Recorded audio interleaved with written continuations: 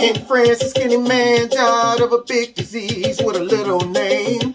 By chance, his girlfriend came across a needle and soon she did the same. At home, there's 17-year-old boys and their ideal of fun is reared in a gang called the Disciples, high on crack, toting the machine gun. Time.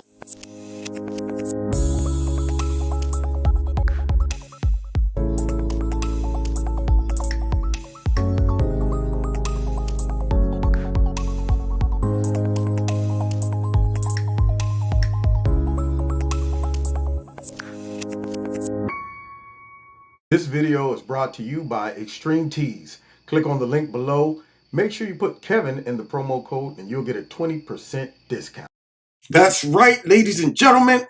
Signs of the time. I bet you that song took many of y'all all the way back to when Prince first came out. Yeah, man. You know, when he really first came out, I was a little too young to even comprehend the level of talent that man had. Oh, that first album with let me see, Let's Pretend We're Married. Let's pretend we're married. Go all night. That one, oh yeah. Then he came out with I Guess I Should Have Known by the way you parked your car sideways in moonlight. Yeah, we weren't ready. Well, where we were ready though was when he came out with Dig If You Will, the picture of you and I engaged in a kiss. We loved it. We all loved it. And when he dropped Sign of the Times, I didn't understand. I didn't understand what he was talking about. But guess what? Now we living in them. Now you've been checking out Kevin from Kevin's Corner for a while now, and I'm about to hit y'all with a heavy topic and try to make some sense out of this nonsense. Now, we've been hearing a lot of, wolf tickets from the left about how Donald Trump and all of his minions are fascists. Yeah, how they're all Nazis. Everybody who supports him, anybody who's ever took a look at Donald Trump. He's like Medusa. You see him with your own eyeballs and you just turn to stone. This man is Diablo manifested in the flesh, according to the left, the Democrats, and the media. Now, let's be real. They don't really believe that. Most of the folks who go so hard on Donald Trump really was friends with Don back in the day. I mean, you look at all these media personalities, you look at the Democrats, you got all kind of snapshots of them holding, how you doing, Donald? You want to come to my wedding and all of this stuff? Oh yeah, they loved him. They loved him. But when he ran against those Democrats, something changed, man. And so now he's the epitome of evil. But see, here's where it gets tricky. By deeming him to be evil, and everyone around him as evil. And by saying that this man is trying to become a tyrant, he's trying to become some type of God, some type of king over America. He's refusing to step down and leave the White House, all these rumors that they come up with, all that stuff. Yeah, by doing that indirectly, what they're doing is being exactly what they claim him to be. It's projection. That's what it is. Now, I used to sit back when I was in school, and then my mom and them would send me to vacation Bible school, and they talk about the end times and all of that, and how, this great nation, all of the nations around the world, will get to a point where if you don't obey the powers that be, then you will be oppressed, you will be attacked, you will be demonized, and it might even cost your life. Now, we're not quite there yet. But we got some folks that's working real hard to get us there, which brings me to this idiot named Keith Olbermann. Now, I don't know how this dude got a job working in the media. As I look at him, I mean, his studio, he looks bootleg. I mean, I'm not that professional. I'm just Kevin from Kevin's Corner. That's all I got my house, a couple of lights, some mics and stuff, But I mean, this guy with the crooked tie and the skinny tie, it's not the 80s anymore. But nonetheless, here this guy is, and he's talking about Donald Trump and what needs to happen to all of the folks that ever supported him. Now listen to this, and you tell me, who is the real threat to our way of life, people's safety, free democracy, all of that stuff, Is it Trump or is it people like this? If this man gets in power, we're in trouble. So with no further ado, let's check out this bum. Trump can be and must be expunged. The hate he has triggered, the Pandora's box he has opened, they will not be so easily destroyed. So let us brace ourselves. The task is twofold.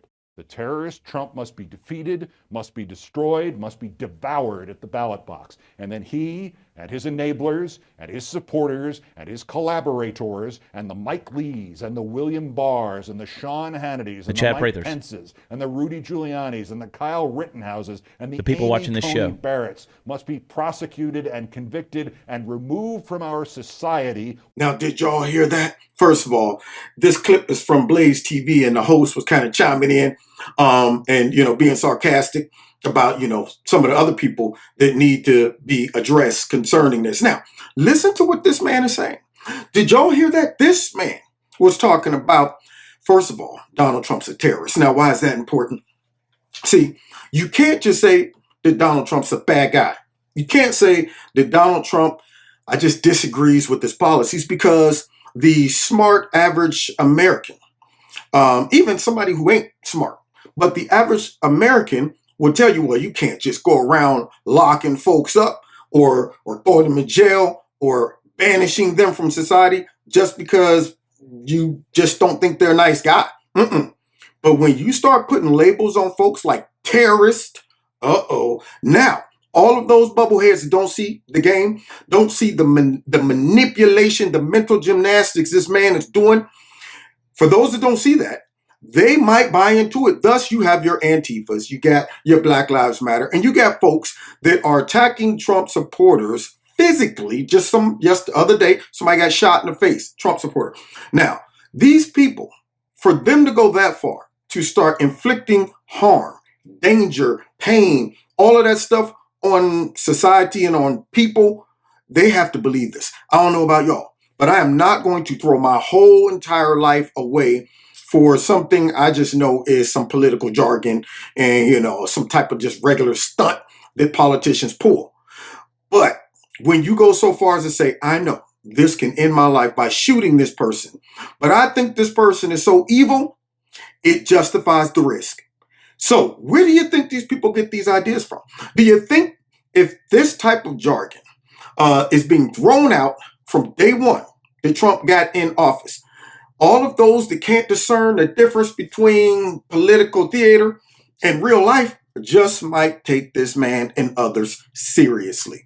And now he's talking about not just punishing Trump, but he's throwing out the message of everybody else who thinks like him, who supported him. He even went down to Cal Whitmore, the kid, all of that stuff. He didn't mention me. He didn't mention no black folks, right? But I'm sure that if this type of person ever gets into power, whether you black, white, male, female, any of those things, you're free game, because you will fall in the category of a Trump supporter and, of course, of some type of terrorist, or at least terrorist sympathizer. So when you listen to this guy right there, you talk about hate rhetoric. You talking about really revealing the feelings, the goal, the desires of the radical left. He embodies all of it.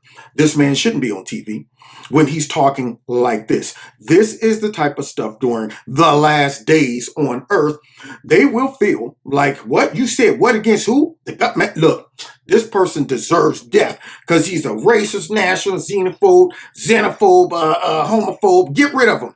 And folks will celebrate that. Kind of like the folks of Antifa and Black Lives Matter when the police got shot, I think it's out in California somewhere, and they showed up celebrating it. It was rejoicing. That's right, another fascist down and all of that. Where do you think these ideas come from? Bums like this, but let's go ahead and finish listening to this mess. While we try to rebuild it and to rebuild the world Trump has nearly destroyed by turning it over to a virus. Remember it. Even as we dream of a return to reality and safety and the country for which our forefathers died. Now, y'all hear that?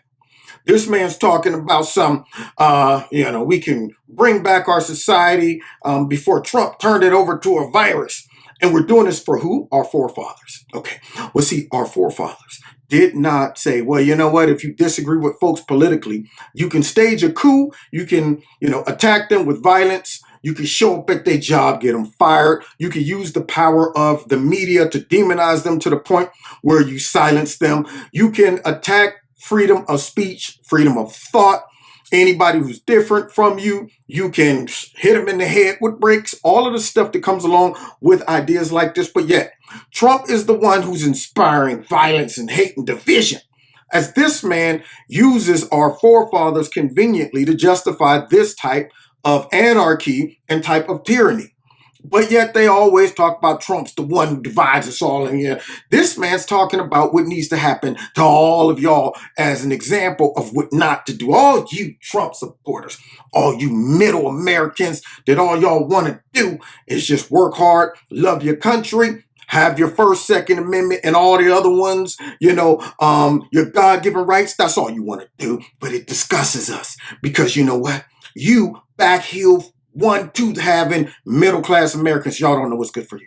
And when y'all vote for white nationals like Donald Trump, who we all know that ain't really a white national, he just ain't a globalist. He just don't want us to surrender our whole country over to this new political liberal agenda. That's all he wants. But we can't tell you all that. So we got to say that he's a racist, white nationalist, xenophobe, and all that stuff. So that when we do attack him and all of his supporters, y'all won't be mad. You won't be shocked. Y'all would be celebrating like Bin Laden just got captured and killed or something. Just to go ahead and drag out Mark Dice. Yeah, you know what? Let's go get Candace Owens, drag her out. Let's go ahead and grab all the Republican senators, drag them out in the middle of the street and just beat them. That's right.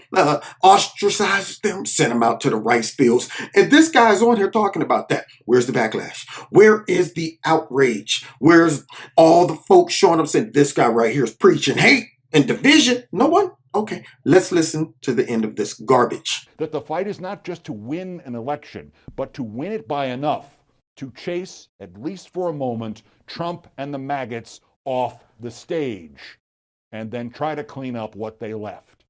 Remember it, even though to remember it means remembering that the fight does not end November 3rd, but in many ways will only begin that day.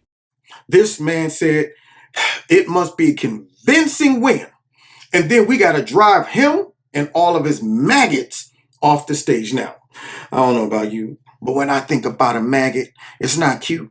I mean, some animals, when they're born, they're cute and then they become ugly. But a maggot's ugly from day one. I've never thought about a maggot in a positive way. It's one of those creatures that you don't have too much sympathy or empathy for. You don't sit back and say, no, wait a minute, let's not smash all the maggots in the trash can, okay?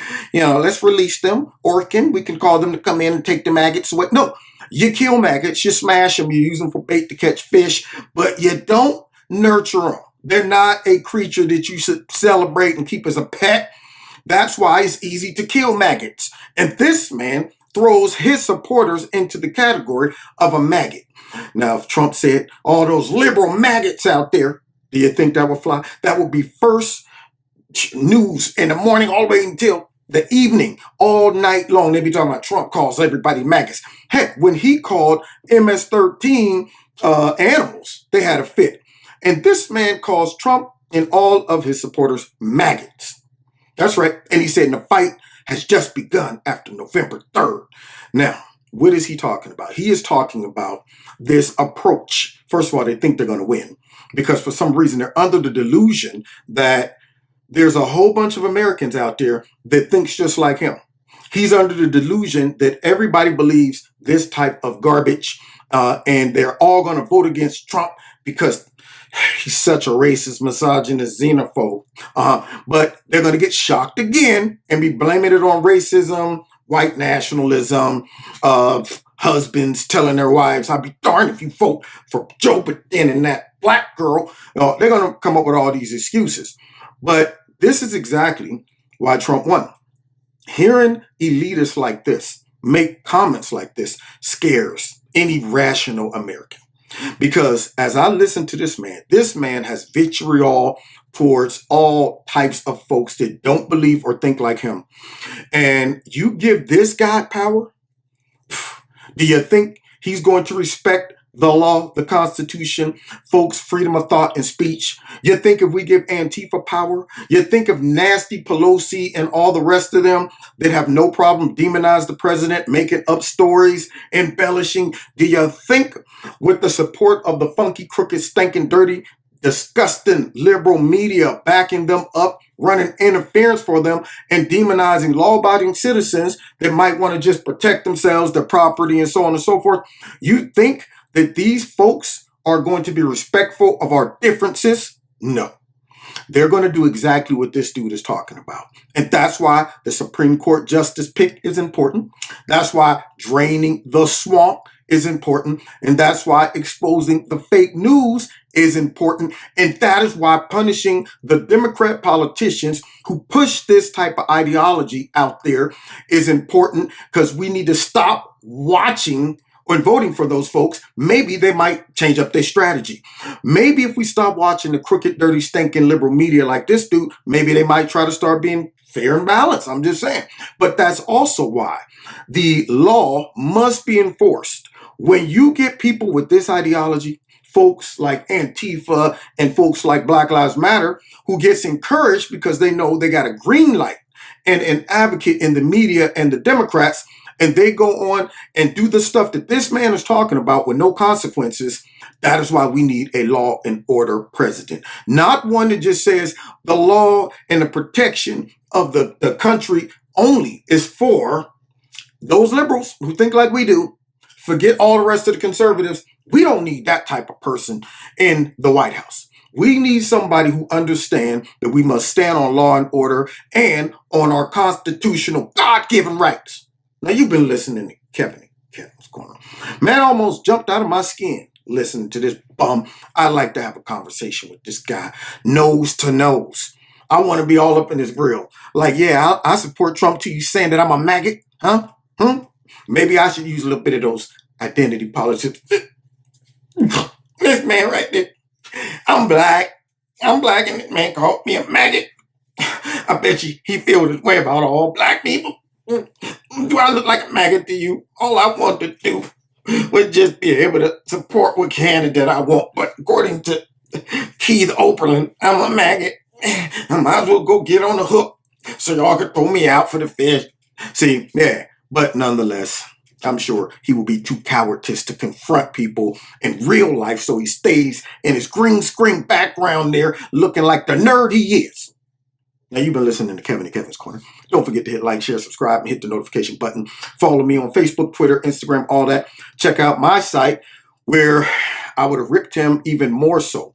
But, you know, trying to be sensitive to you too. But the link is below this video, which is KCUncensored.com. You can subscribe there. We're doing some updates. We're coming along with it, and we appreciate all the support and the suggestions that come along with it. So yeah, check that out. If you want to donate to Kevin and Kevin's Corner, feel free. There's a link below this video to do that as well.